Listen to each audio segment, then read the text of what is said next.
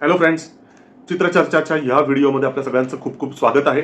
मित्रांनो, आत्ताच एक चित्रपट बघून आलो, the end of Oak Street. नाव काय आहे? The end of Oak street.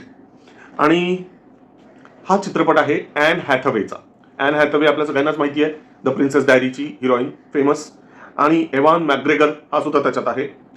तर हा चित्रपट वरकरणी बघितलं तर तुम्हाला वाटेल की डायनासॉर्सचा आहे, कारण तुम्ही ट्रेलर जर बघितला असेलच तर हा जुरासिक पार्कचा एक पुढचा पार्ट आहे का काय असं वाटू शकतं. वॉर्नर ब्रदर्सचा मूव्ही आहे आणि डायनासॉर्सची ज्यांना उत्सुकता असेल त्यांनी जरूर हा चित्रपट बघावा. पण मित्रांनो, हा पिक्चर ना फक्त डायनासॉर्सचा नाही आहे. त्या माध्यमातून एक वेगळा संदेश पण देण्याचा प्रयत्न केलाय आणि आय वेलकम धिस चेंज. कारण गेल्या 10-15 वर्षामध्ये, 20 वर्षामध्ये तुम्ही जर हॉलिवूडचे जर काही चित्रपट किंवा वेब सिरीज जर बघत असाल तर त्याच्यातून तुम्हाला एक लक्षात आलं असेल की एक नरेटिव्ह अगदी बेमालूमपणे आणि मुद्दाम करून पेरल्यासारखं तुम्हाला लक्षात आलं असेल.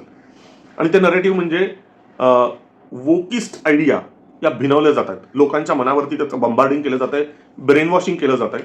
आणि या वोक आयडियाजमध्ये कॉमन सेन्स कुठेतरी बाजूला ठेवल्यासारखं झालेलं आहे.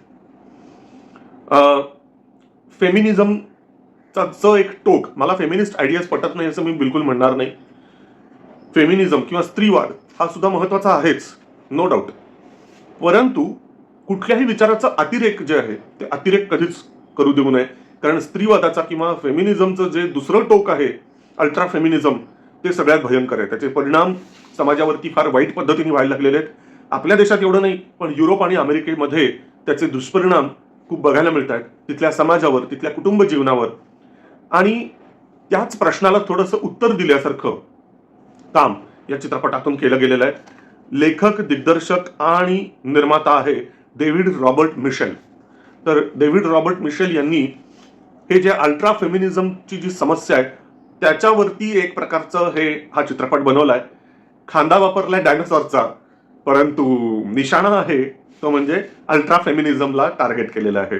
आणि अतिशय नर्मविनोदी पद्धतीने, नर्मविनोद कसला आलाय, विनोद नाहीच आहे या चित्रपटामध्ये. हा कॉमेडी चित्रपट बिलकुल नाहीये, पण थ्रिलर, सायफाय, हॉरर ह्या जॉनराच्या माध्यमातून स्त्रीवादी चळवळीचा जो अतिरेक आहे तो अतिरेक मोडून काढण्याचा प्रयत्न, छोटासा प्रयत्न आणि थोडासा कॉमन सेन्स आणण्याचा प्रयत्न या चित्रपटातून झालेला आहे. या चित्रपटातले जे जी VFX आहे वगैरे, मला तर त्याच्यामध्ये काही दोष वाटला नाही. खूप चांगल्या पद्धतीने ती मांडणी केली आहे.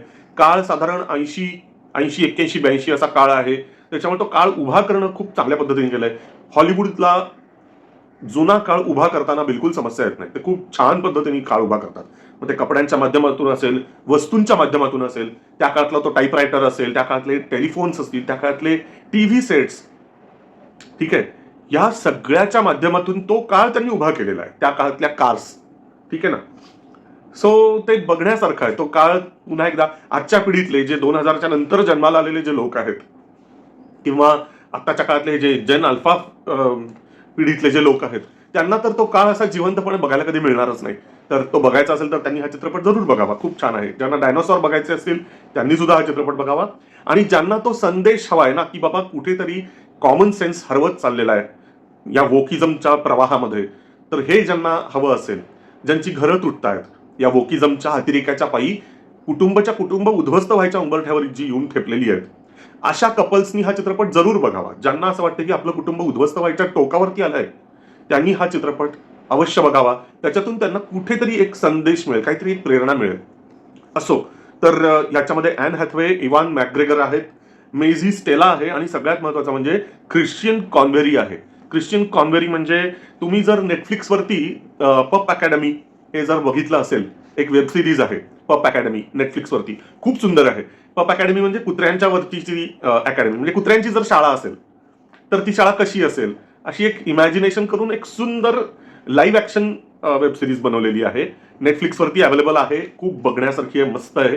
आणि त्याच्यामध्ये जो मुलगा असतो छोटा, ज्याचा एक पपी असतं, ते त्या पप अकॅडमीमध्ये जात असतं, त्या कुत्र्याचा जो मालक असतो, छोटा हा मुलगा, तो म्हणजे ख्रिश्चियन कॉन्वेरी. तर तो बालकलाकार म्हणून मी त्याला त्या वेब सिरीजमध्ये बघितलं होतं 1-2 वर्षापूर्वी. आणि आता हा बऱ्यापैकी मोठा झाला, म्हणजे एकदम असा तरुण बिरुण नाही म्हणता येणार, पण या चित्रपटाच्या वेळपर्यंत तरी तो एक टीनेजर मुलगा दिसतोय आणि मस्त काम केलंय त्यांनी. एकंदरीत सगळ्यांचाच अभिनय छान झालाय आणि डायनासॉर्सचं पण काम खूप छान झालेलं आहे. बऱ्यापैकी हॉरर थ्रिलर अशा टाईपचा हा पिक्चर आहे. सो काही काही प्रश्नांची उत्तरं मला नाही मिळाली, मला काही काही प्रश्न पडलेले आहेत. पण ते मी इथे आता या क्षणी तरी मांडणार नाही, कारण नाहीतर मग पिक्चर स्पॉईल केल्यासारखं होईल. नंतर कधीतरी जर चान्स मिळाला तर त्याच्यावरती स्वतंत्र व्हिडिओ करता येईल. पण ॲज आय सेड, पिक्चरचा मूळ उद्देशच डायनासॉर हा खरा उद्देश नाहीये. जरी डायनासॉर्सनी व्यापून टाकलेला असला हा पिक्चर, तरी सुद्धा मूळ उद्देश हा डायनासॉर्स आणि त्याच्या अवतीभोवती घुटमळणारं जे लॉजिक आहे ते लॉजिक महत्वाचं नाहीये. खरं लॉजिक आहे तो एक कॉमन सेन्सचा धागा. सो असं मित्रांनो, हा रिव्ह्यू मी इथेच थांबवीन या चित्रपटाचा. जर स्टार्सच्या भाषेत बोलायचं झालं, स्टार रेटिंग, तर मी याला 5 पैकी 4 स्टार्स देईन, कारण मला तो एक प्रश्न अजूनही डोक्यात वळवळतोय, जो मी इथे आता बोलू नाही शकणार कारण स्पॉईल होईल. म्हणून मी याला 4 स्टार्स देईन. पण अदरवाईज हा खूप छान चित्रपट आहे आणि तुमच्या जवळच्या सिनेमागृहामध्ये जाऊन बघायलाच पाहिजे, इतका सुंदर हा चित्रपट आहे.